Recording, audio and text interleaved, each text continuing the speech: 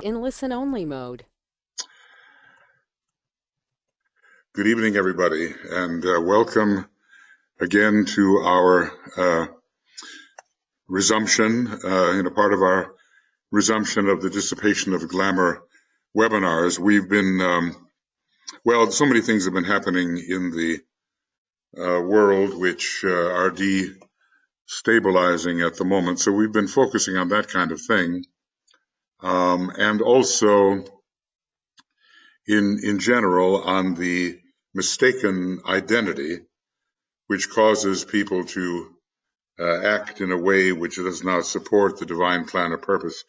We can call it egoism and the resulting quality of egotism, which expresses from the fundamental philosophical mistake and then causes the egotistical person to glory in the idea that he or she is the sort of center of the universe and all things revolve around them. First, we're going to continue now with the story of illusion, because fundamentally there is the great heresy of separateness. This is not only a resultant glamour, but first it's a huge misperception. It is the foundation of all illusion. And how does it come about? We are the whole, but the whole has been voluntarily subdivided into a great many continuous emanations. Let's see, if I were to look at, can I do that?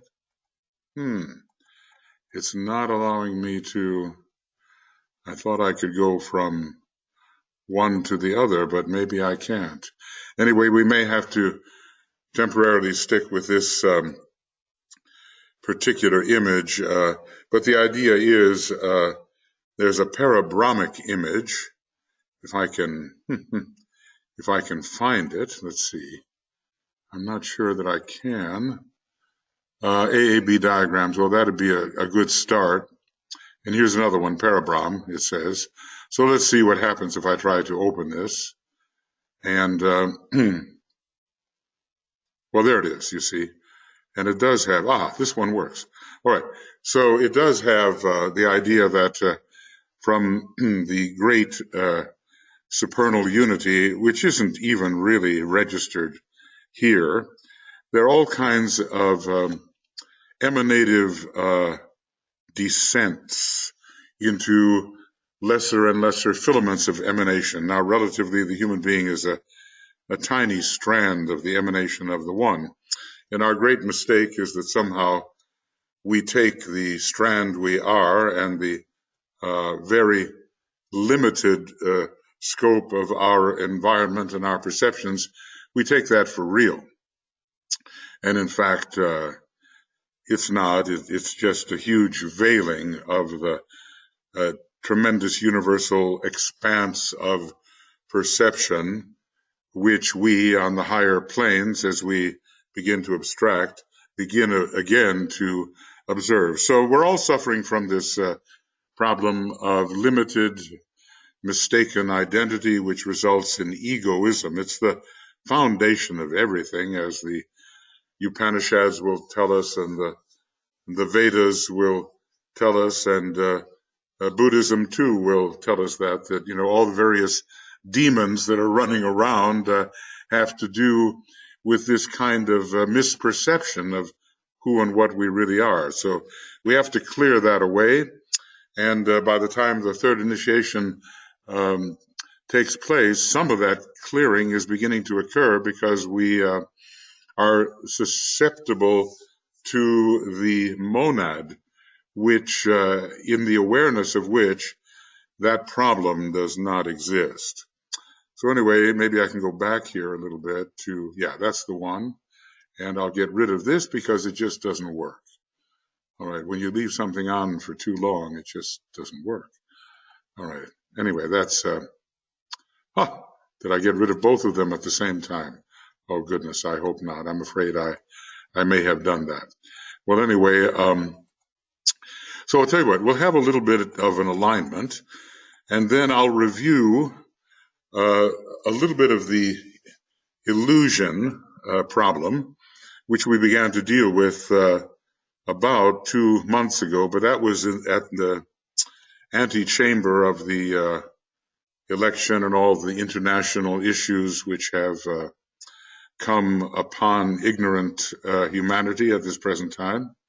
And we're all in that veil of ignorance, unfortunately, to a greater or lesser extent. And so we discontinued, some of the more academic work. But all of our problems are really based upon this fundamental mistaken identity. If we really knew that we were everything, I know it sounds absurd, if we really knew that every other person, every other being was in fact ourselves, we would be in the understanding of identification as the Christ and great souls understand it, and we would not be in the problems caused by separativeness at the moment. Now, it's a big stretch to go from where we are now to that great state of identification, but somehow I think we can manage it slowly, carefully. We can. I just want to say hi to everybody. You're all here. Some of you, well, those of you who are here, but just saying hi to Alex and Anne and Annette and Antoinette and Ario and BB and Carl, Catherine, Ecclesia, Debo, Deborah, Denise, Francois, and GP, Helen, Jan, Jean, Joan, Joanne, Karen, Catherine, Lori, Lorraine, Margot, Marianne, Martha, Michael, Olivia, Risto, Suzanne, Tiu, Vera, Victoria, Winnie, Yvonne, and Zach. And more may join us as we go along, but very hearty welcome to you all as we continue to try to work together subjectively for the dissipation of that which holds humanity in thrall. And boy, do we see it now, the veiled consciousnesses attempting to work their will upon the structure of the world. It's a sad sight to see, but it will lead to revelation and understanding and a stiffening of the spine of humanity, and eventually the ability to stand with massed intent in the light of the divine plan and with a strong Vulcanian spiritual will energies working for us. Okay, so let's just brief alignment, okay? Just a brief alignment. Excuse me. So, in the places where we are as personalities, we're certainly not there as souls and as triads, we are rather omnipresent on this planet. But we link up with each other on the plane of soul, which is the plane of light and of group love and of sacrificial will, which expresses the spiritual will. No way to avoid the sacrifice. It is the way of growth. Seeing all things as sacred, making them sacred. And our purpose is to work subjectively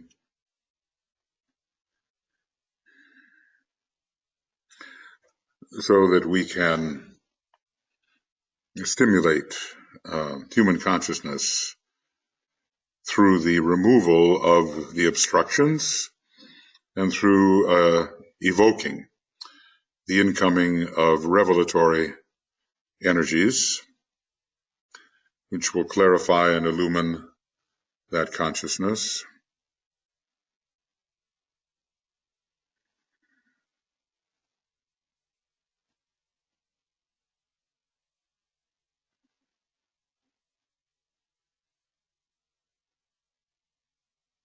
So you can feel the, meditative pressure when all of us are working together on this, and steadily and with caution, wisely, we will build up our capacity to destroy the obstacles, understand the snares, invoke and thus evoke the healing, restorative, illuminative energies, and in general work from the inside out to help humanity make this perilous passage into the new age. It's not a foregone conclusion that entry, is all beauty and light. Aquarius can bring us a lot of other things. The energy is neutral.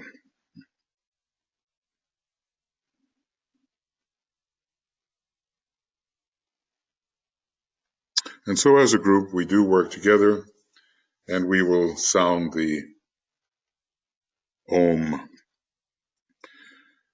to affirm our purpose and our intent thus to work.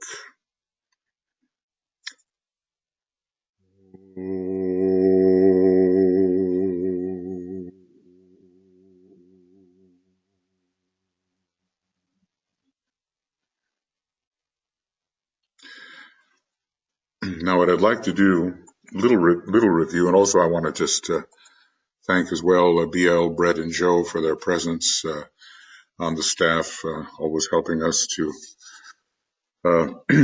bring these webinars and other broadcasts to you. This is the week, we're on to the PM broadcasts, and tomorrow we'll be working with the invoking of the souls of nations, and then on Sunday with the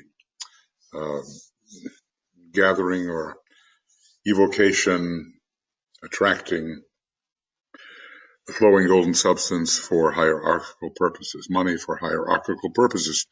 I just want to do a little review because it's been a month or so, 2 months since we've done this, and I'll just read a little bit and then go on to where we are at present, and then we'll have an opportunity for your thoughts, your questions, and then we'll get into our usual dissipation of world glamour meditation. The story of illusion is one which must not be confounded with glamour. Okay, illusion is related to the whole process of revelation. That is a very interesting statement.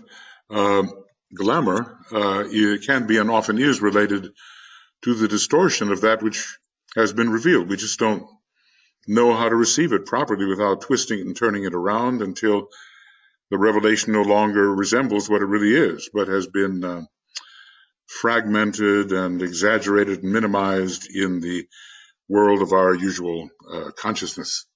But it must be borne in mind that illusion is primarily concerned with the reaction of the mind to the unfolding revelation. We're always going to be getting revelation from above, either deliberately or because we're straining through new points of tension into those energies. And what will we do with them in terms of our usual consciousness? Will we twist and distort and somehow not see the true relations of things, right? We've been told that the mind is the slayer of the real, the lower mind especially, but also maybe the revealer of the real if we really illuminate the mind. So anyway, illusion is this reaction of the mind to the unfolding revelation as the soul, or maybe later the triad, registers it and seeks to impress it on the highest aspect of the lower personal self, and that is the mind. So I think, it's good for us to be somewhere right around here on the fourth subplane of the mental plane, where we can begin to discriminate really between soul energy and personality energy in order to receive that illumination. It is a subplane which I think is particularly ruled in a way by Mercury and its fourth ray. The different planets come in here on different levels and give us their different capacities.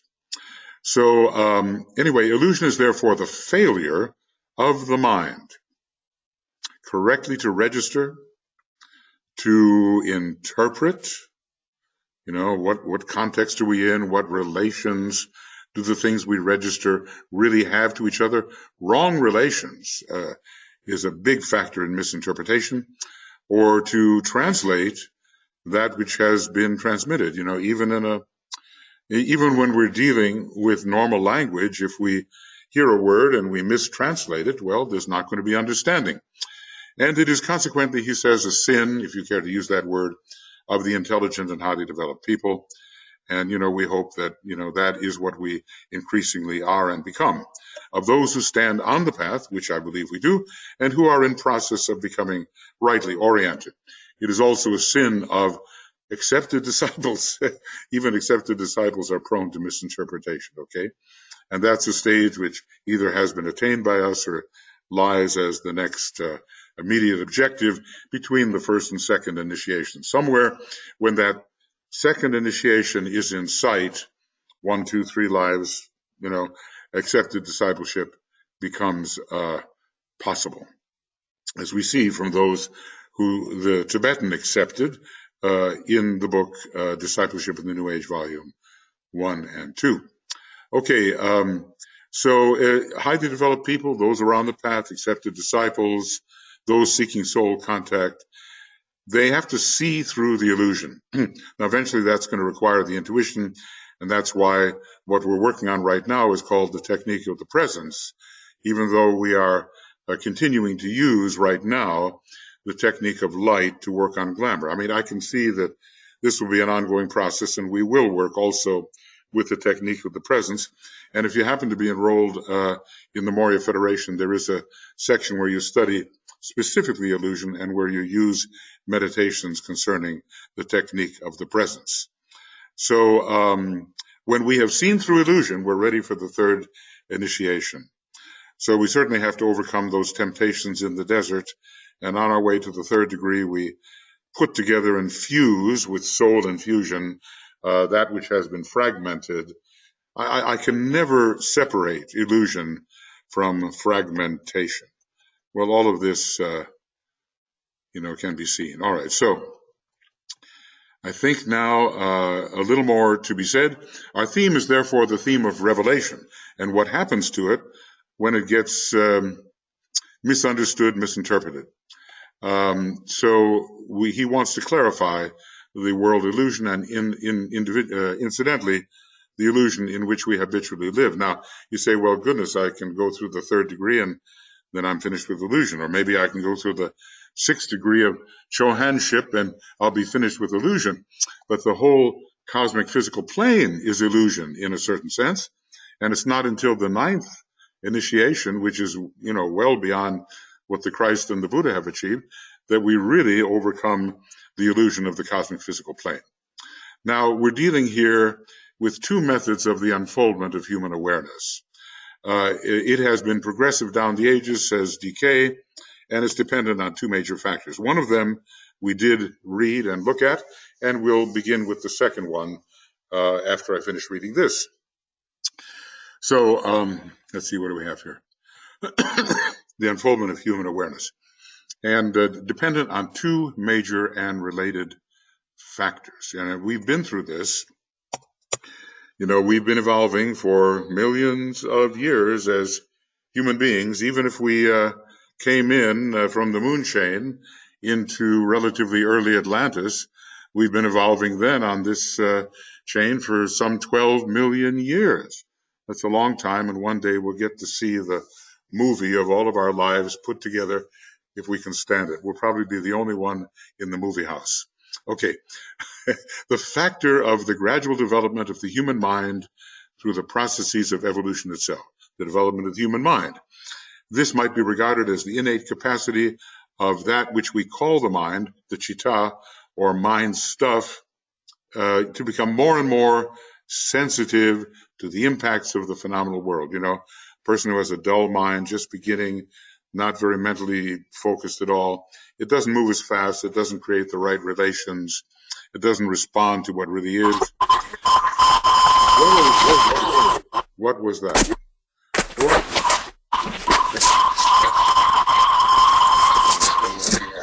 What what's going on? What's going on? Are we having? Olivia was having problems. Oh, goodness, goodness, goodness, goodness. Okay. All right. Okay. Well, anyway, this is all. Wow, that's a bit of a shock, but I'm glad we're all still on the air. All right. So, okay, here we go. So, this, the mind stuff becomes impressible to the phenomenal world, and we all deal with that stuff. And that's called being impressed by the concrete mind, or the concrete mind is the agent which receives that impression. And then to the impression from the higher worlds of being. Now that's what we're trying to do. The mind is the instrument which registers the process of becoming. We go right back to Greek philosophy when we're dealing with the world of becoming and the world of being. But it is also during the later stage of human unfoldment capable of registering the nature or function of being. And if I can kind of turn to this little map here, all of this, the lower 18 subplanes, is the world of becoming. When we look at the higher 3 subplanes of the mental plane, it's neither the world of becoming or the world of being. Now, even when we deal with the intuition, it begins to reflect the world of being, and so does the spiritual will, but it's really called the world of significance. This intuitional and spiritual level, the world of significance. But the world of being, per se, really begins on the monadic level and on the logoic levels. So there are different kinds of worlds that we have here, and I've sometimes talked about them, but the true world of being, the monadic level and the divine level, which are the esoteric levels of the cosmic physical plane. And then from another point of view, all of this, lower 5, is the world of becoming, or at least these are the supernormal planes, the atmic and the intuitional, but they are still transitional. Now, we've been living in the world of becoming for a long, long time, and as we begin to have soul consciousness, we begin to receive impression from the world of significance, and finally from the monad in the world of being, and finally from the liberated monad on the divine plane in the sea of fire, and that's really the world of being. So anyway, this technique of the presence is going to lead us into the world of being. I hope you got that, at least a little something from it. Becoming is revealed through the medium of the intellect, and so many people are interested just in the world of becoming. This is the concrete mind, which we all have, and which can be a huge trap. And people think, well, that's all there is. It's just what my senses reveal and what my feelings reveal and my lower minds reveal, and so things of that nature. But being through the medium of intuition, that is how the intuition from the 4th level, actually, sometimes we look at this whole thing and we say, well, this 4th plane, this is the intuitional plane, but it's from the 4th level of this 4th plane that intuition really begins. So, and then, we cannot say that intuition is lost to these higher planes. Only greater and greater forms of it begin to present themselves. And, if we really want to go for the intuition, we can go all the way up here to the cosmic Buddhic plane, where these great rishis are found. This is cosmic intuition. And, it's something to which our solar logos is not even responding. So it's just a mental concept for us. But anyway, it's the origin of all of it, and even beyond that. So being is revealed through the intuition, and hopefully we're all becoming increasingly intuitive. It's the result of building the antakarana. We just can't stay stuck in the concrete mind all the time, but we can use the concrete mind to help interpret some of these higher impressions and form new languages around it. The hierarchy has a language called senzar. It's a sounding, coloristic, ideographic, living language, which one day we'll become familiar with, and it really somehow symbolically comes closer to embodying reality than anything we presently have. Okay, in all study of illusion, the instrumental nature of the mind must be remembered, and its power to register accurately. This is where the fifth ray comes in, to interpret, and that is, what are the relations I'm receiving here? What really is being said? Am I really translating accurately the impression I'm getting? And then transmit knowledge, because there's all kinds of knowledge way up there, coming from the world of phenomena, and wisdom from the realm of the soul. In other words, interesting, what we call wisdom, other people call knowledge. And we can go on, and the knowledge of the cosmic planes is like a super form of wisdom. It's all relative to the kind of consciousness you are and the kind of consciousness you have. But we have to begin where we are, and this is a pretty humble place where we are at the present time. But okay, take yourself as you find yourself and improve accordingly. So that's what we studied up to this point. It was 2 months ago, whatever. So now we're going to move farther along to the second major factor that has to do with the unfoldment of human awareness. And we're, people like ourselves, we're all involved with unfolding our awareness increasingly, so we can become useful disciples and one day members of the spiritual hierarchy. Now, we did have a little pause where I went over the definition of intuition found in the beginning of the Glamour book, and as synthetic understanding, the comprehensive grip of the principle of universality, all these things which intuition really is, and not just some kind of psychic hunch which may be accurate.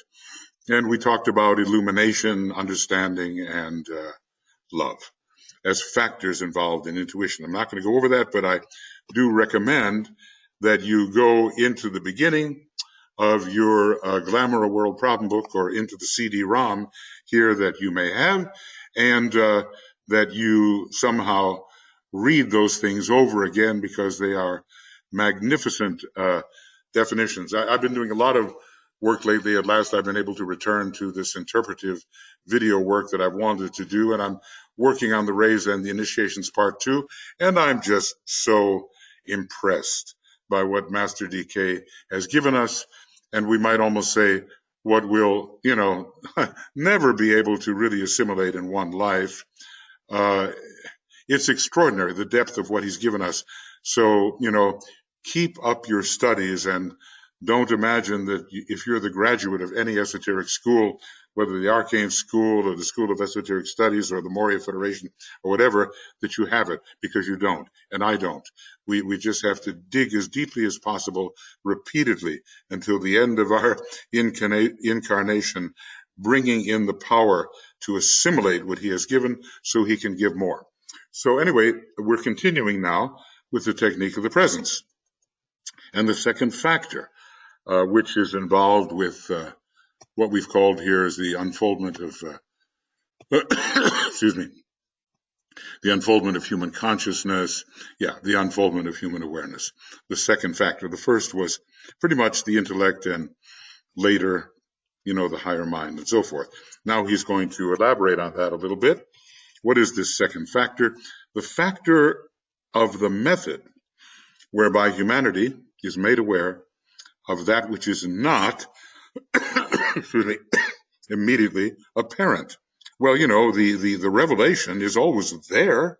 It's always here, but we don't get it. Even though it's here, we don't get it.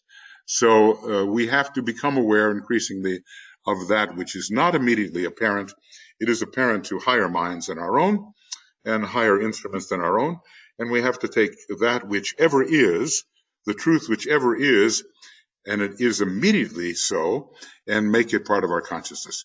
This is a method or process, this is interesting, which is called imposed revelation. Now, there's got to be an imposer if there's imposed revelation, right? Or the impression conveyed to minds capable of reception of those ideas, beings, plans, and purposes which exist behind the scenes, so to speak, and which are, in the last analysis, the factors which determine and condition world processes. So some kind of imposition of ideas, of the presence of beings, of plans, of purposes, which are always there, are being deliberately imposed upon our consciousness if we can receive them.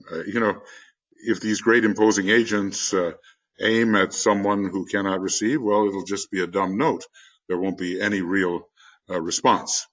So these revelations are subjective, vital impressions. Now, why are they vital? Because they come from the cosmic etheric plane. They are really living.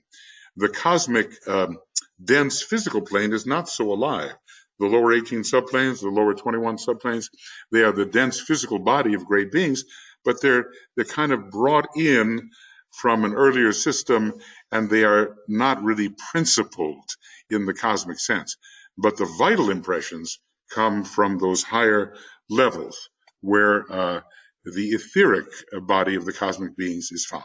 So these revelations or subjective vital impressions are revealed by the intuition and have nothing to do, well, let us note this, with the knowledges, impressions, and impacts which are related to the three worlds of human evolution, and we might say, and therefore, based on our individual experience in the lower worlds. So, like I've often said, when we're dealing with the intuition, it's not about our experience as a human being in the lower worlds. It's about that which the greater beings, the globe lords, the chain lords, the lords of the planet, planetary schemes, it's what they know. It's what the solar logos knows. That's what's being impressed upon us and does not have anything to do with the kind of experience that we have gone through. The soul carries that knowledge, the kind of experience that we have gone through. Okay, so it has nothing to do with the knowledges, impressions, and impacts, important as though they may be, which are related to the three worlds of human evolution, except so far that, when grasped and apprehended, they have steadily transformed man's way of living. In other words, the intuition is very important because it changes how you relate to the world of becoming, even though it comes upon you not from your own experience, but from the experience and wisdom of beings higher than ourselves. So it steadily transformed man's way of living, revealed to him his goals on the higher planes, and indicated his true nature, which dwells in those higher worlds.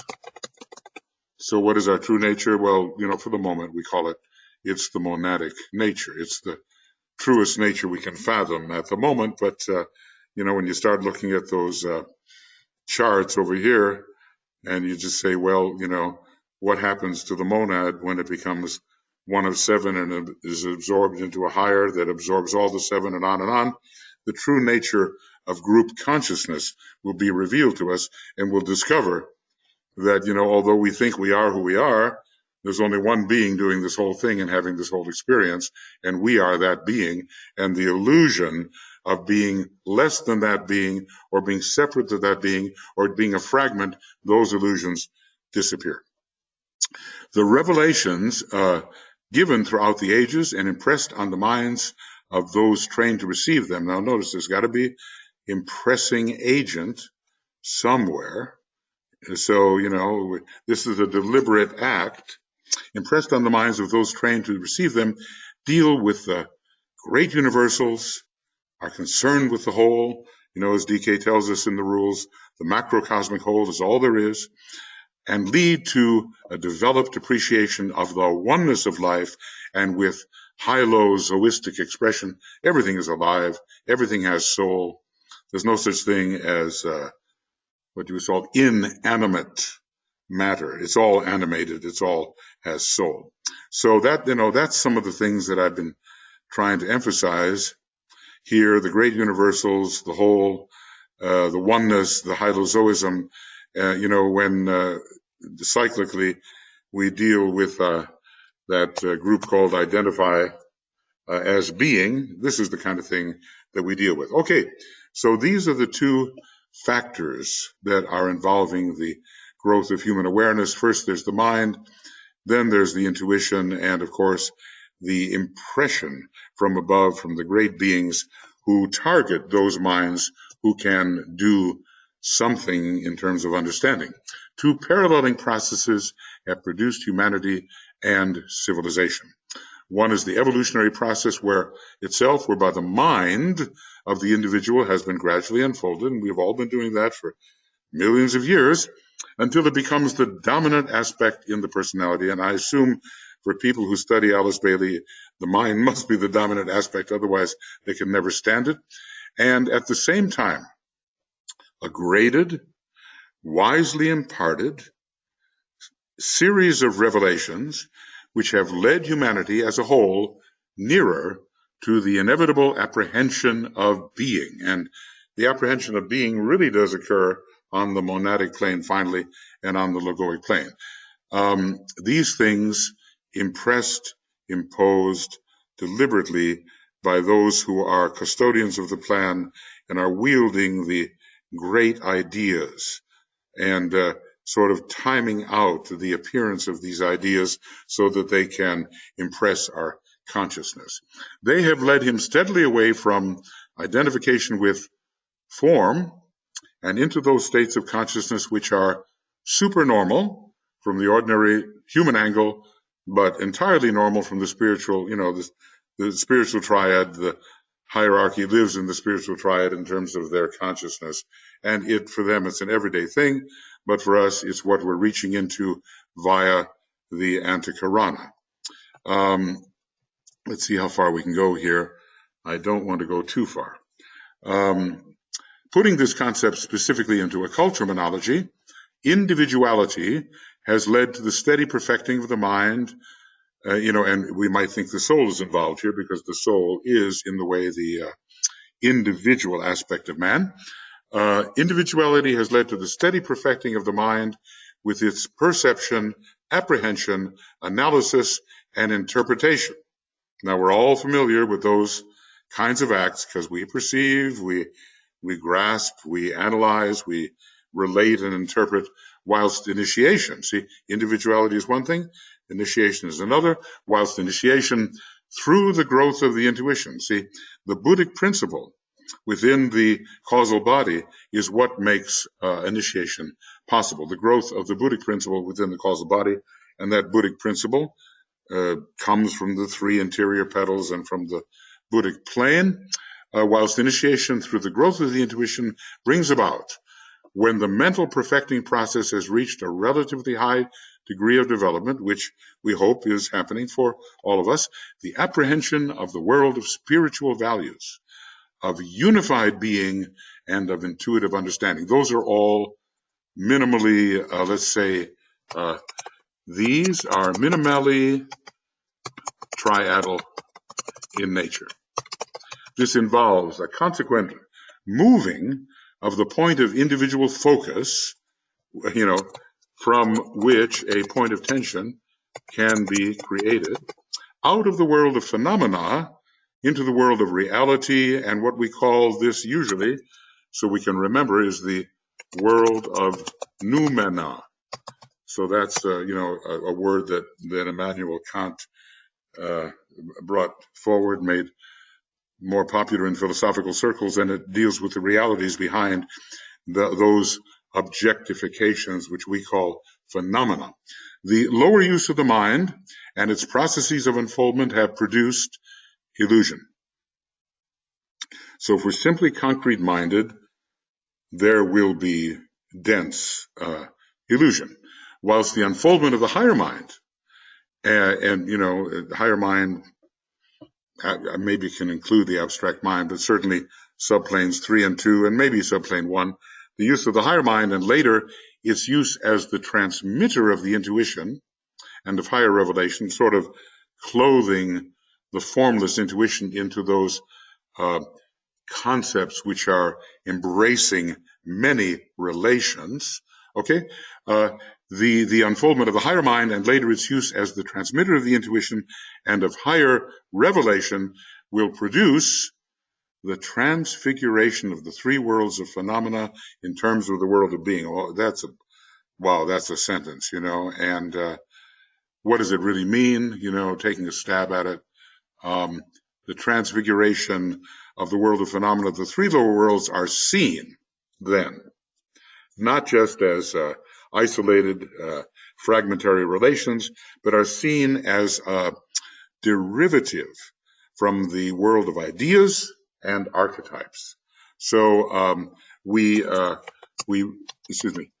reinterpret the contents of the three lower, of the three lower worlds,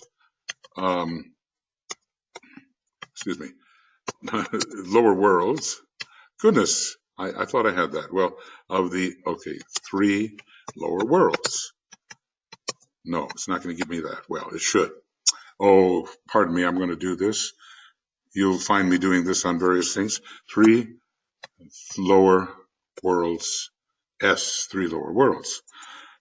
So I have a good abbreviation. Okay, three lower worlds.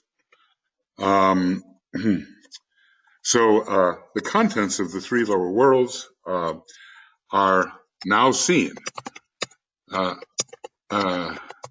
as derivative from the world. Boy, this is a bad demonstration of typing. World of ideas and the world of purposeful archetypes. So that's what I think the transfiguration means. It goes beyond the normal forms, from lower forms into their origin as archetypes. But we could debate that, and we could discuss that, how that works. So this is going to be the end of at least the academic part for this time of the Dissipation of Glamour Initiative number 31, I guess it is. And I don't know what page we're on here. Maybe it doesn't make any difference. I can come back later and find it. But, knowing how I am, I'll probably be looking for it right now. Yeah, it's page 176. So we say end of Dissipation of Glamour up to page 176. And we began talking earlier. We had a review earlier. So next time we meet, we're going to beginning of Dissipation of Glamour Initiative number 32, and from page 176 to something, and we don't know how far we will get.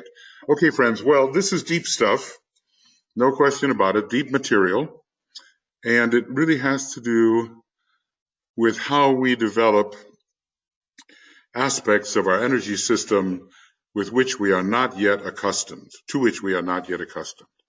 As a matter of fact, if we really have a good abstract thought, or the flash of intuition, or a great conviction of spiritual will, it's not an everyday thing.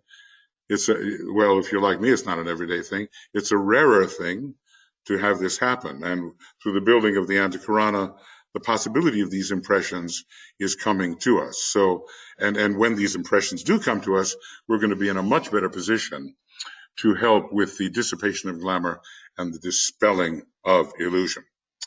All right, so now, having done that, we can open the floor to thoughts, questions that may come to you. And like I say, welcome to everybody that was not here when I welcomed everybody, and glad you have joined us. Excuse me. So this will be the time when we can discuss some of what we have dealt with today. The two different methods of the unfoldment of human awareness, first the mind and then the intuition, and all the different definitions, the revelation of that which is always around, always present, but we don't know about it. And then imposed revelation from the masters and higher sources when they think humanity or certain disciples are ready for the reception of those ideas. And then a progress of humanity through individuality perfecting the mind and initiation leading to the growth of intuition. That pretty well takes us to what we have discussed. So is there anybody that would like to say anything, offer anything? And I think I see Stacia. Yes, Stacia, what would you like to say? Are you there? Okay. Okay, sometimes a hand goes up and there's some problem with the microphone and things like that. But just put your hand up again if you have something that you want to, something you want to say, Stacia. Go ahead. Okay, well, we've got some kind of, but I'll tell you what, you can also write a question in the question box. Is that correct, Brett? They put it in the question box. They can do that too, and then you will read it. Yeah, then you will read it out. Okay, that's good. Okay, Stacia, glad to see you here, however, and welcome. Okay, any other some thoughts or questions that you might have in mind? Look, we're all, we're feeling our way through this stuff. The Tibetan is a master. He's writing from the perspective of a master. He's an initiate into the world of being. We're just beginning here, and we're feeling our way, in the higher sense of the word feeling. And nobody's an expert here. We're just getting into these worlds. So questions are legitimate, thoughts are legitimate, just whatever comes to you, if you wish. Okay, anybody? I know it's a little overwhelming, this material. It's a little overwhelming. Overwhelms me when I read it, and I just say, well, goodness. But if I feel overwhelmed by the Glamour book, you should see how I feel when I read Rays and the Initiations. Now if you want to get overwhelmed, just go into that book, which I'm attempting to do, and I hope it helps you all study it more deeply, if you like. Okay, so now we have actually the question, so much cruelty, suspicion, and gossip. Yeah, okay, well, this is a problem. It's a problem of the Hydra. Cruelty is one of the most difficult heads of the Hydra. It's actually the pride separatist is the last head of the Hydra, and it's the deliberately enforcing upon others of one's own way, irrespective of what would help them grow. So it's a bit like the Procrustean bed, the old tyrant Procrustes. He put a person on this bed, and if any part of them overlapped the bed, it got cut off. So it's the idea that you have to do as I say, regardless of your own higher faculties. I won't let you express them. But let's just put it like this. When the true soul energy comes in, it's a bit like Aquarius. Hercules took the two great streams of purifying energy, the two great rivers, and he cleaned out the Augean stables, which had been piling up the dung of the horses and the cows that were in the stables for 3 cycles. It's a long time, and he just swept it all away. So what we need is the energies of the soul to pour into us to get rid of gossip, cruelty, and all the rest of it. We're not going to solve those things on their own level. We can say, okay, I won't do that, I won't do that. But how do you get the perception of love, identification, inclusiveness, which shows you how extremely wrong it is to engage in that level of behavior with your fellow emanations, So let's just all invoke the soul and its love, wisdom, whatever your ray may be. Love, wisdom is the key of the soul. Let's invoke that, and we'll get rid of the gossip, the cruelty, the hatred, all of those Hydra-like heads which arise because of our deep ignorance as to who we really are. Okay, thank you, Stacy, with that question. And let's see what else we have here.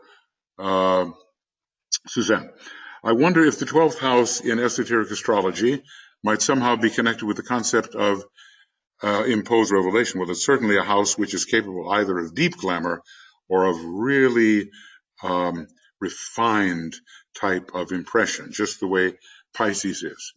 So behind the scenes, and so to speak. So I would say that what's going on in the 12th house offers a very good opportunity either to be extremely confused, obsessed, misled, imposed upon by all those negative forces, or just the opposite if your energy system is such that it can take it, to have the brilliance of the light and the love and the will impressed upon you. You remember that Pisces, after taking the fifth initiation, he opens the door to Shambhala. Aquarius, not so much. But the Pisces, which gives you the ability to really practice not my will, but thine be done, Father, opens the door to Shambhala. And this was the case for the Christ, who is the archetypal Piscean revealer, whatever other signs he may express. In the cosmic decanates, there are three of them, we have the Buddha in Taurus, we have Hercules in Scorpio, and we have the Christ in Pisces, the great second ray cosmic decanate. So the Christ is the representative of a cosmic type of revelation of love, whatever, even though he's going to be expressing a kind of Aquarian Christ in the coming Aquarian age. Deep down, it's deeply into Pisces. Right. So, okay, so that's what I would say to that, Suzanne. 12th house is important. Other houses are important too, but 12th house is so sensitive. And you'll either be overcome by your own karma there and really be flooded by all kinds of obsession and possession, which is also possible, or you will receive the great impression of the highest powers. So, and it all depends on how we make ourselves, how we improve our instrument and clean our instrument and aspire and align. That's the kind of stuff we're going to get. If we're all down here in the lower levels of the astral body and the lower concrete mind, we'll get the stuff that's appropriate to those levels. Right, Stacy, we're all working and together try to get these things. Okay, so thank you too for being here. All right, other things. What have we got? Okay, Karen, hold on. I'm coming to you right here. And there you go. Can you hear me? Yes, I can. Go Okay. ahead. I wonder if you would speak to the relationship, the similarities and or differences between values and virtues. And, that there's the 12 values that are virtues that are listed in the Dynabook. Okay, well. And we're talking about spiritual values here and, in this just our reading. Well, okay. Particularly in terms of what's going on in our world, it's like I think about, what are the core values that we as Americans have, that we're trying to express at this time. That's going to be revealed. That really is going to be revealed, and we have an ideal opportunity to see perhaps what they are not. I don't know how much thought I've given to this, but I just want to say that what strikes me as you ask that question is values relate to that which we desire and towards which we aspire and which we hold in high esteem and towards which we strive. Now, sometimes people achieve those values, and when they achieve the values, in my view, they are called virtues or powers or strengths, which have already been built into the individual. So the individual who is virtuous has taken the values and made them real, and now they are part of his equipment. One can value something, and you're longing for it is not yet part of you. You'll get there. But once the thing is a virtue, it is built in. Now, I've mentioned many times the four freedoms, freedom of speech, in a Gemini country, freedom of worship, freedom from want, and freedom from fear. All four of those are being challenged at this time, and they are great shambolic values towards which we must all strive. Now, when we have achieved complete freedom of speech in our country and across the world, and complete freedom of worship, and when nobody is going hungry or without the necessities which are required, and when we're not afraid that within society or from external armies or from external weapons we're going to be wiped off the face of the earth, we will have achieved as a human race those particular virtues, and we will demonstrate them. So I look at the difference between that towards which we long and that which we hold in high esteem and that which we may have achieved as virtues. That's how I see it. Thank you. Okay. Thank you, Karen, for the question. It makes me think. Okay. I may get us all to think. Okay, now, Olivia. Hi, I hope your machine is working there. Okay, welcome, and thank you for being here. Yep. Hello, Michael, and everyone. I think as observers, we are really seeing for the public that discrimination is really being evoked as much as it can be by all this fake news, alternative facts, misinformation or disinformation, and lies masquerading as truth. So, this is what collectively we're going through, humanity, and I think we're all just observing that and absolutely amazed and sometimes appalled at what is going on and this new idea of alternative facts. Yeah, I love that. I love that. It's so amazing. I love that. I was reading, what was it? Oh my gosh, the Bowling Green massacre. Is that what just recently occurred, though it never occurred? I sometimes think the people are living in a fantasy world, and of course now we have a chance to grow up, and actually the fact checkers, the fifth rate types among us and so forth, are going to be very much in demand, because this cannot go on. Otherwise, it's just plunging us deeper and deeper into untruth, which is glamour and illusion. So discrimination, fourth level of the mental plane, between that which preserves the personality as it wishes itself to be, and that which is of the soul of truth. And there's no position or religion higher than truth, theosophical society. So, go ahead. Right. Yeah. Well, and truly, our four freedoms are being challenged now. So it's a serious time, a dangerous time, and it's really, I think, again, so important what we're doing with our glamour and illusion work, the inner work that we're doing, which is helping to deal with the outer discrimination that's needed. Agreed. And, we will never know entirely how effective we are, but we do what is right, and the masters and the superior intelligences will see and be able, sometimes when you create the necessary thought forms, the necessary energy approaches, they can take it to a whole nother level and use what you've done and apply it in ways that we could not really do. So I live in the confidence that we can do that, and we will persist the best we can. These are dangerous times, but I want to say very educational times, in a way.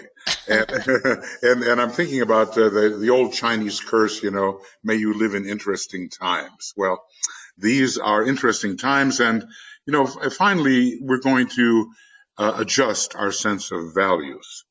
Going back to what Karen said, and then those values will become stabilized virtues if we really strive towards them. So. Right. There's another point, too, that people are being so outraged by what's going on that it really is moving people into action, to more participation in their government, and for progressive causes, whatever they may feel.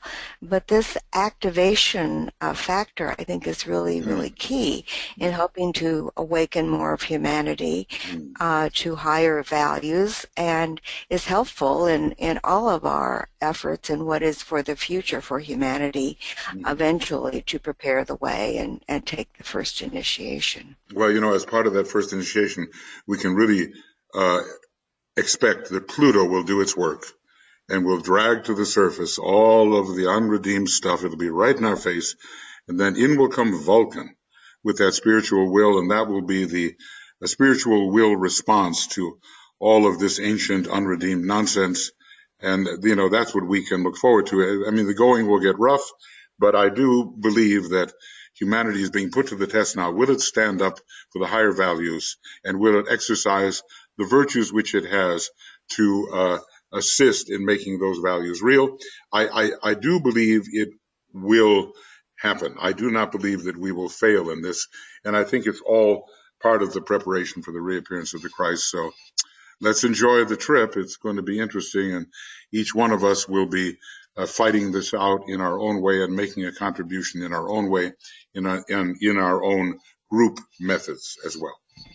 Good. Okay. Right. Thank you, Olivia. Thank you. Michael, go ahead, please. Yeah, Michael Stacy. You can go ahead.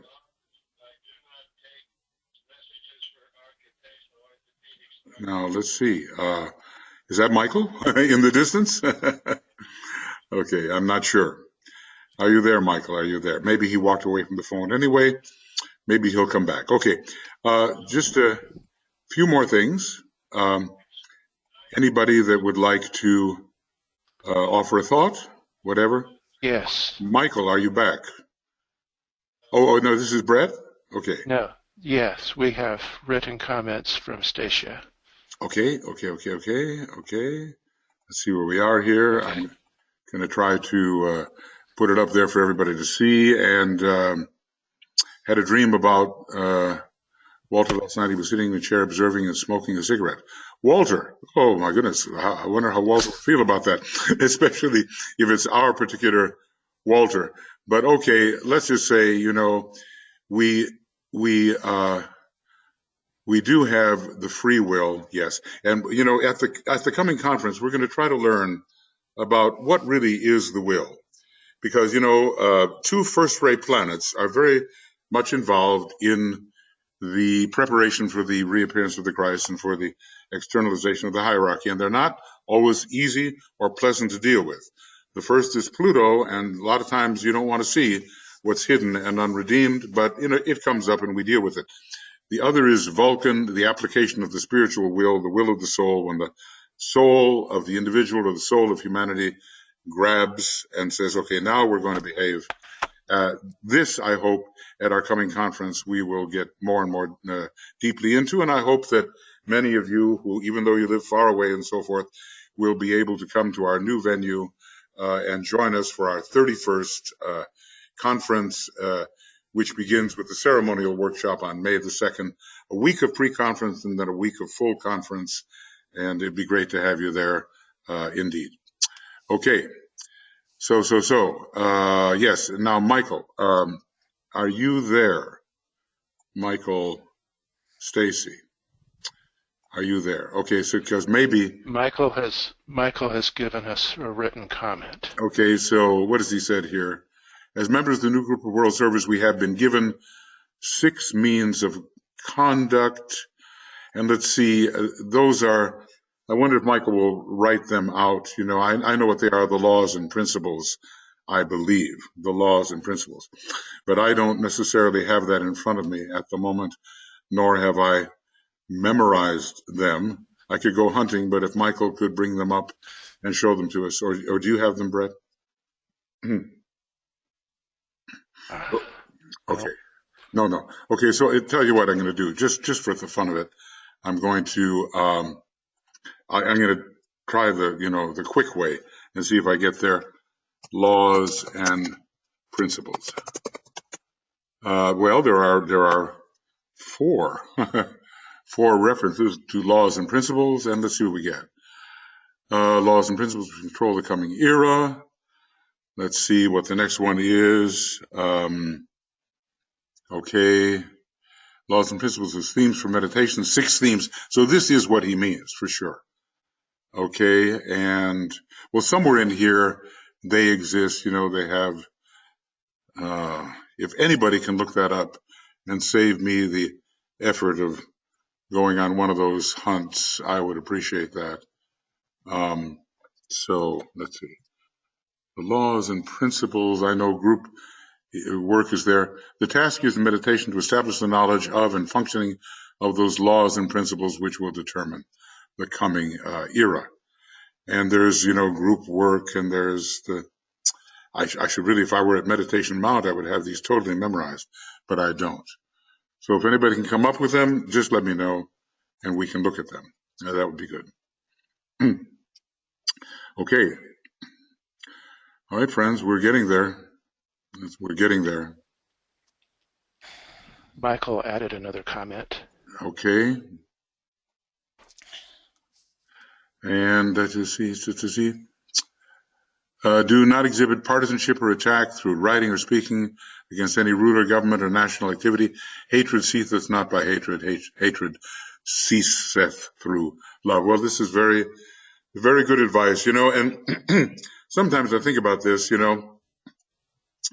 I think about how DK tried to treat the fascist powers in the 1930s and what he said about them. And he talked about Hitler as a man who lifted a distressed nation on his shoulders. So he was looking, more for the positive possibilities, and there was the opportunity in 1936 for a huge wave of goodwill which might have averted World War II. Then, later, it became Hitler and his evil gang of 7.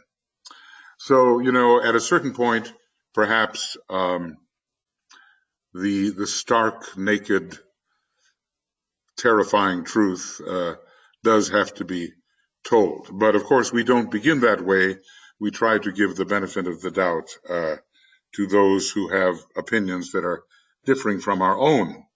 And sometimes there are conflicts between the dualities. And if we move on a pace, as it says in the 4th ray integration formula, we see how each of them contributes to the whole. There's nothing wrong with conserving principles, and there's nothing wrong with true progressivism. Conservation and progressivism can go hand in hand, and it's the 4th ray task to make sure that it does. Okay, so, yes. All these things he said, and then later wrote differently. So, but certainly we have to begin that way. Oh, goodness. This is interesting, but all right. We will have to use our discretion in terms of what we say and realize that all our souls, and sometimes when you bless somebody, you're calling in the soul. And that soul invocation may result in that which the personality finds unpleasant, but which rearranges the approach. So let us always remember that when we try to invoke the soul of others. DK, interestingly, did warn against sending love to the Nazi powers. He says it's an impersonal energy, and they'll just use it in a negative way. So there is a razor edge path to walk here with wise discrimination in terms of how we treat those who may unconsciously be representatives of the Dark Lodge, okay? Unconsciously, the lords of form. We have to be very, very careful and not naive, okay? Not naive, and yet not hostile in any sense either. Just study DK and how he managed to do it. Okay. Stacia, Michael, Antoinette, and then Michael again, and Joe has comment in the chat box as well as with the 6 principles listed. Okay, in the chat box, the 6 principles are listed, right? Is that so? Yes. Okay, I wonder if I can, here it is, spiritual approach. group endeavor, right human relations, goodwill, unanimity, essential divinity. Yeah, well, look, Meditation Mount has based its whole approach on these 6 principles because DK said, can there not be found a group that would actually do this, So anyway, each one of these could take an entire program. So let's just look at them one more time. Spiritual approach. Okay, and that's the approach to the spiritual triad, actually, finally. Group endeavor, it's the theme of the Age of Aquarius. Right human relations, the coming of the Prince of Peace with his strongly Libran quality, bringing us the Libran quality of doing unto others as we would have them do unto us. Goodwill, love in action. Unanimity, the recognition of one soul. Now, I don't think we easily recognize that, but even when we don't like the other person and find them doing something that is quite unseemly in our own eyes, it's all one soul, and that has to be realized. And finally, essential divinity, we're all the one monad. So, this is a whole curriculum, and thank you for bringing this out. As a matter of fact, I think I'm going to put this somewhere where, I'm going to put this right here so we remember that. Excuse me. Okay, and let's see. I'm sure there's more. Yes. I may not deal with everything, I'm probably not going to. Michael is listing out the various true. Statements, True. And then there was a question from Annette. Okay, I think, look, this is all good, Michael, and I appreciate this. Yeah,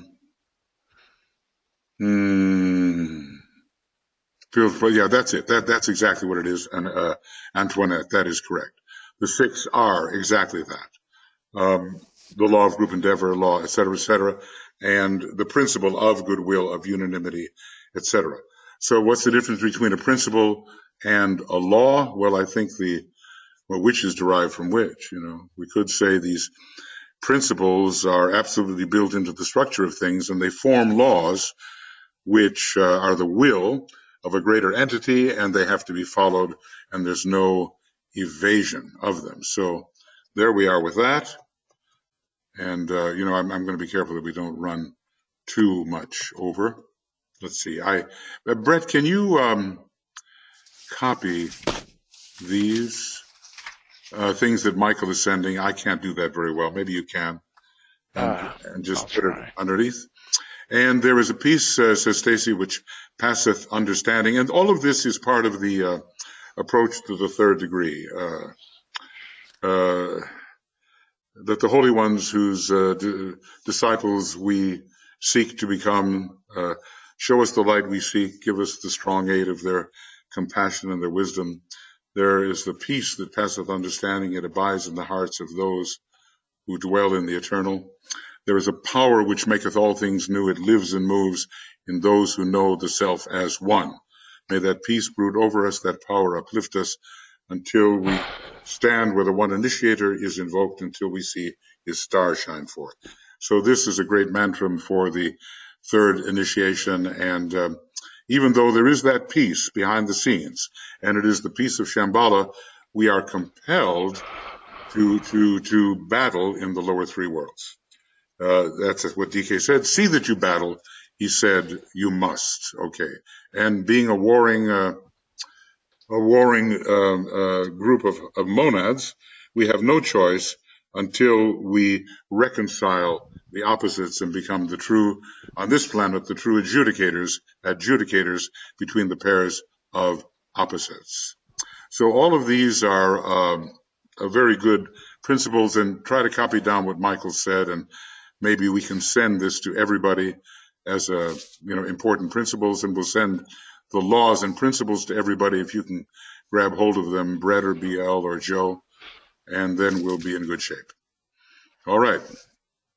That's all I'm going to do for right now, friends. Now we're going to get into our meditation. And our meditation will deal with the glamour of egotism, which derives from the great mistake, philosophical, perceptual mistake of egoism. Egotism and egoism. You know, egotism is the result of the philosophical misunderstanding of identity, which leads to egoism. Okay. But then egotism is the result. Wait a second. Now there's quite a bit of, I don't know, Brett, are you moving around or someone is? Anyway, I'm going to put you temporarily on there and you can get yourself off when you need to. Anybody who's moving around near your computer, don't do that because if you're unmuted, okay? All right, friends, here we go. Formula. Oh, I've got to find it, don't I? It's right here somewhere. There we go. Formula for the dissipation of world glamour. And we will now do that. It's a big, it's a huge problem. And it all comes from the limitations of the mind and the tendency of the astral body to attach itself to erroneous thoughts and perceptions. We've got to clean all that up in our own individual life and then help to instruct others as to how they may do it when they become sufficiently dissatisfied with the ill effects of glamour and illusion. Okay.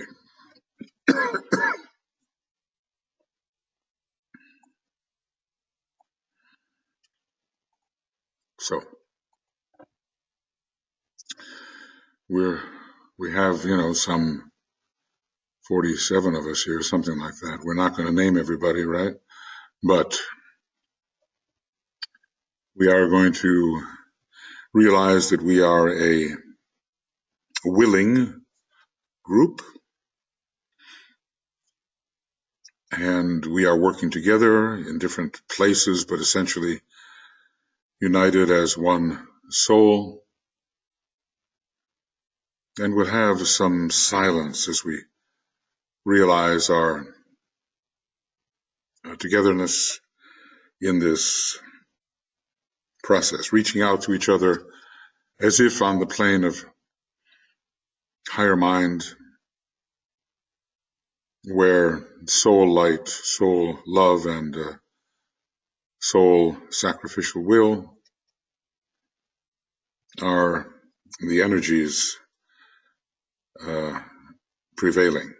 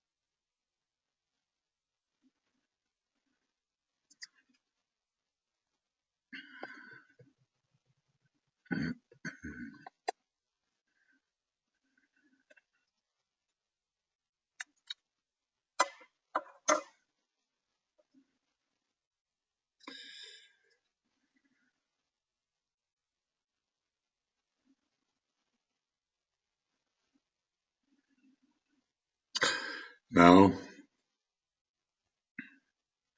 if we were a small group, of course, we would go through exactly what is being said here, but we will use the protective formula, realizing, as happened to some of those working in the glamour group, that they were weaker than they thought and were overcome by glamours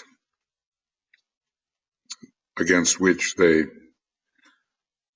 felt no danger. So we have to be careful, and we'll use the sign of the long-armed cross accordingly as we say the protective formula together. As a soul, I work in light, and darkness cannot touch me.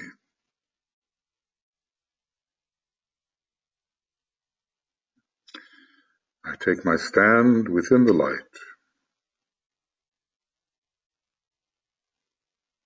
I work, and from that point, I never move.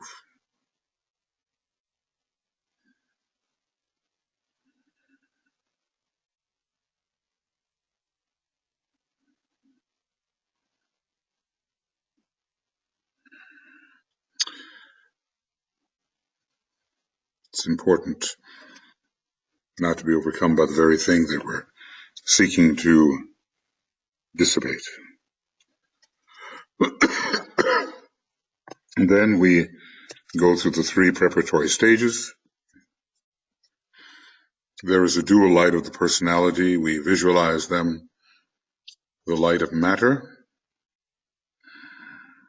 and the light of mind, lower mind here. We imagine we draw up the etheric vitality into the mind, and the power of the lower mind is there too. These 2 lights come together. The reinforced power of the mind to understand, to analyze, to reason.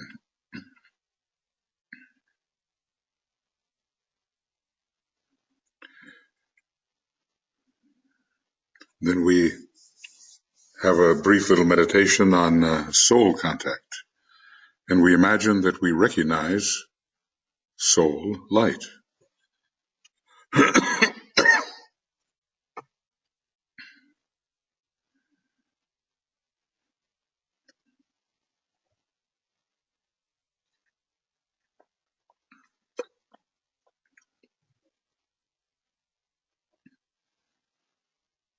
And we then bring the soul light, as it were, down.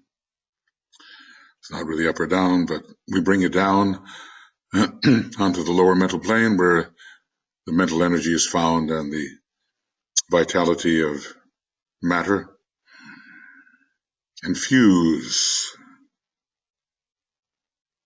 these 3 imaginatively together. The light of the soul on the higher mental plane, the light of mind and the light of matter, fusing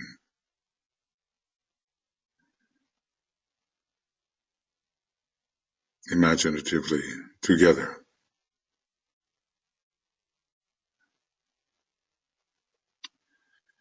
And then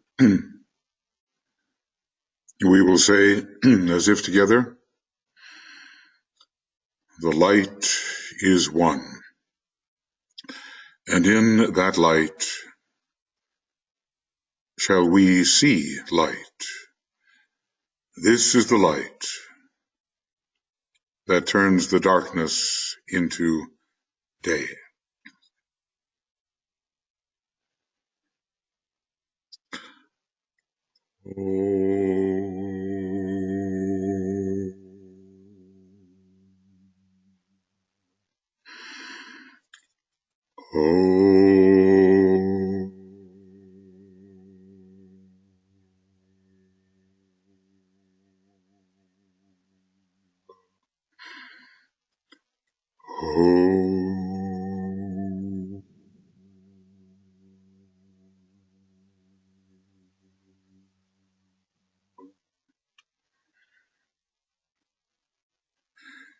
In that light we shall see light, and bear in mind that the light of day is found on the Buddhic plane of intuition and is the light of the Scorpio hierarchy, which is we human beings considered as monads.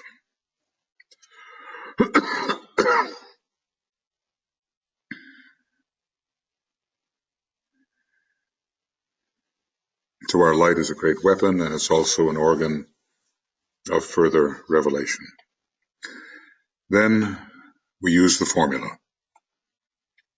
And we imagine this as we use this formula, and we visualize the great searchlight that we have created, turning its light upon the astral plane.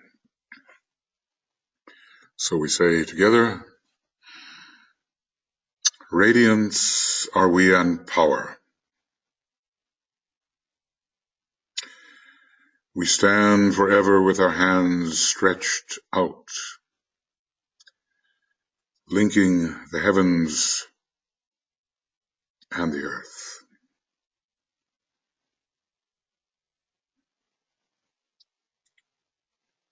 The inner world of meaning and the subtle world of glamour. That world of meaning is the world of the soul, linked by resonance with the astral plane, the plane of glamour.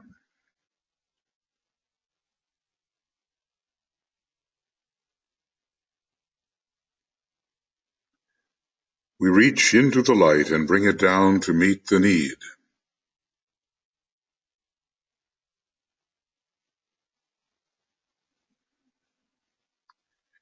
We reach into the silent place and bring from thence the gift of understanding.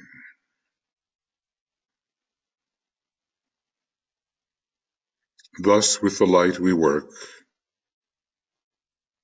and turn the darkness into day.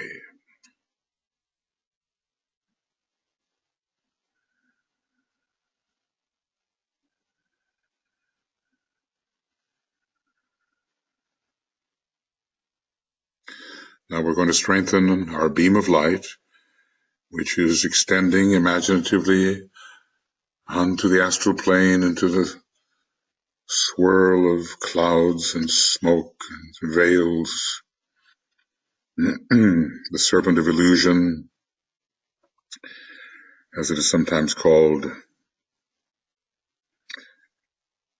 So we invoke together the strength of the spiritual will. It really comes from the atmic plane and finally from the monad. We invoke together the spiritual will, which will strengthen our being and render it a more effective weapon against the darkness which veils reality. And so, invoking the spiritual will, we say, with power upon its beam, the light is focused on the goal. That goal is to dissipate certain glamours that we will work on over the months and years as best we can. So now the glamour that we're dealing with is egotism. Maybe the illusion is egoism.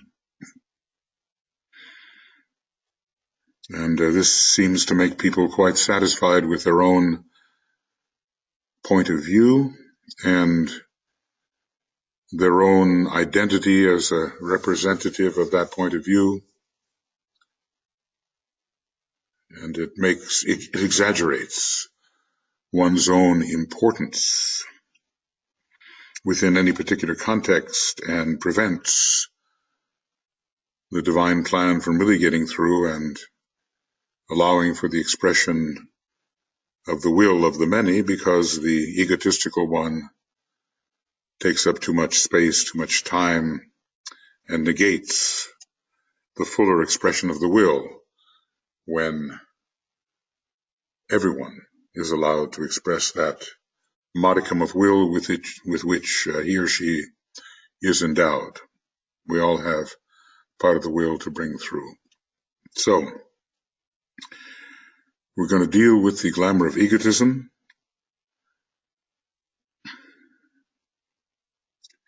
Egotism is not the higher ego. Egotism is the glamour of personality. The person believing that he is what he is a personality. It's a very partial point of view and seeks to impose a partial point of view upon everybody. The values are lower, and the true ego, the higher self, ultimately the true ego is the spiritual triad. These things are not seen by the egotistical individual.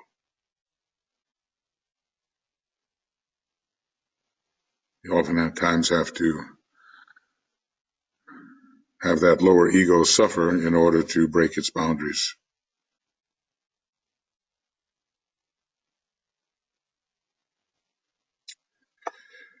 And so we're going to throw the light upon the glamour as these words of power are uttered, and our group beam is going to contribute to the weakening and dissipation of the glamour as it penetrates into the darkness which that glamour is. So we visualize this as we go. Let's see our beam doing its work, each one seeing it in his or her own way. The power of our united light prevents the appearance of the glamour of egotism.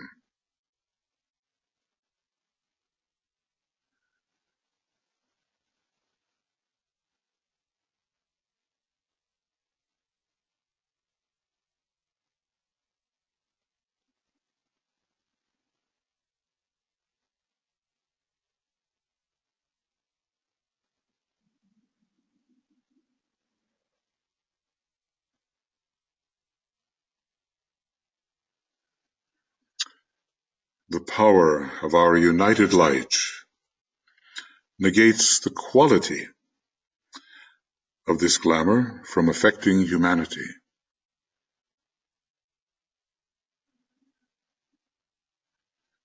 This quality of limited vision about one's own identity.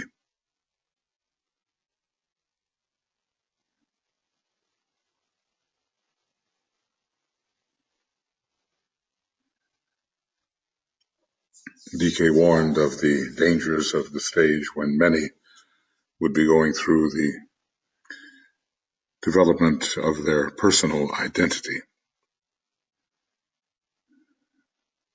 And then the power of our united light destroys the life or vitality behind this glamour of egotism.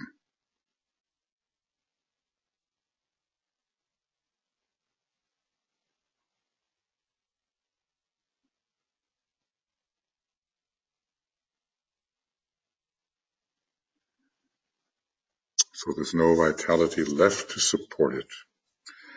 Now we're going to have our 5 minutes of silence and intensity of purpose. We'll work with these words of power. You visualize everything the way you would seems best to you.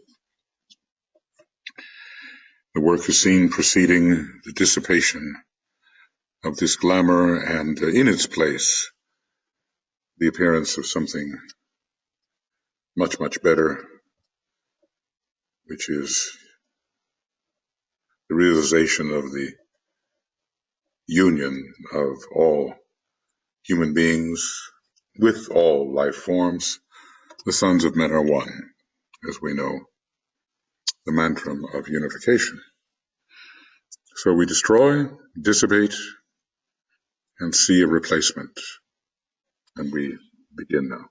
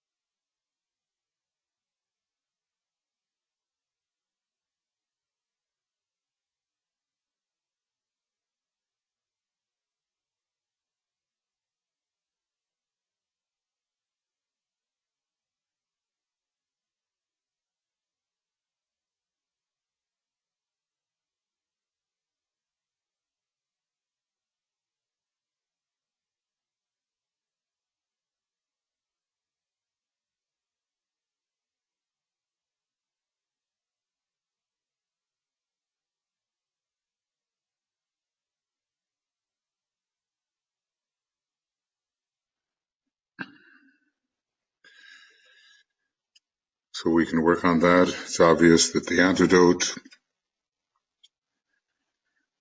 to all this is humility, an adjusted sense of right proportion. It's a Libran virtue in many respects. Perfect poise, a completed point of view, and divine understanding. A harmless attitude, not the misuse of the solar powers as we sometimes find in the undeveloped Leo individual. And, Leo is a sign much associated with humanity, and people will be moving through that stage in the age of Aquarius Leo, and they'll have to be helped to see a wider point of view.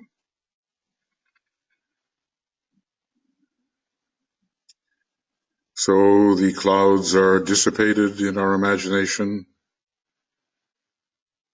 The glamour of egotism subsides. This does not affect the many. There's no vitality to support it. This is the coming vision for Aquarius, where we all know our value and our place in the divine plan and do not take up too much of the stage of our own inner consciousness, but shrink down to a proportionate size, a correct size. So we withdraw our will-strengthened beam of triple light as one.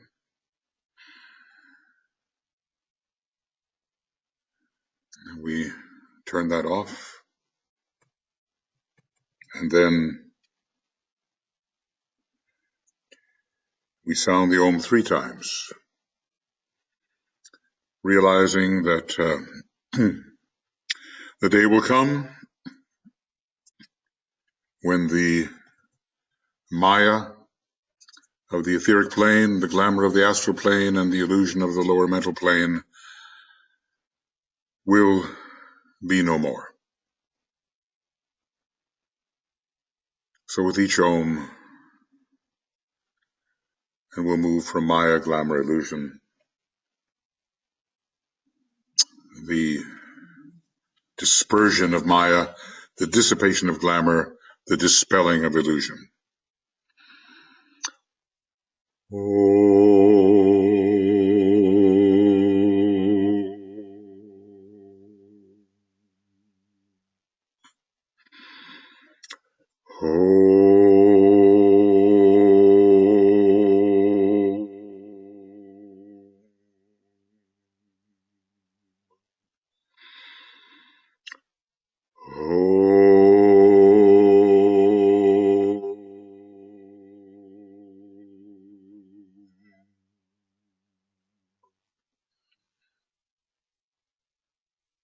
Until the sun of truth reigns and we see clearly, and the higher energies do not find opposition as they attempt to recondition the world of becoming so that it reflects the world of being.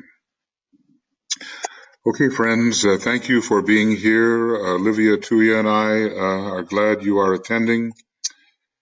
And there's a lot to do together, and I hope that over